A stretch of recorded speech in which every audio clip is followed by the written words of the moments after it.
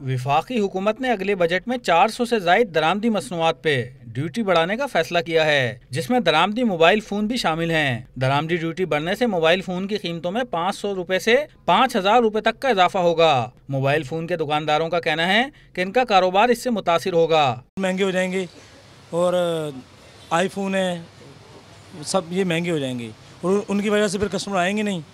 फिर हमारा जो मार्केट का सिलसिला है वो काफ़ी हद से बेकार हो जाएगा, बंद हो जाएगा। मोबाइल हमारे को अगर कॉस्टली अगर 1200-1300 रुपये का बढ़ता है तो उस पर कम से कम 500 या 400 रुपये बढ़ने के चांस है। और जो हमारा मोबाइल 10,000 से 20,000 रुपये का मोबाइल होता है उस पर कम से कम 1500-2000 रुपये फ़ी मोबाइल पे बढ़ने के चांसेस हैं इसके।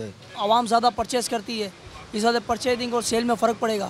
कराची इलेक्ट्रॉनिक डीलर्स एसोसिएशन का कहना है कि पहले ही स्मगलिंग शुदा मोबाइल फ़ोन की भरमार है और हुकूमत के इस फैसले से मोबाइल फ़ोन्स की गैर कानूनी ज़राए से पाकिस्तान आमद मजीद बढ़ जाएगी और इससे बराह रास्त आम आदमी मुतासिर होगा।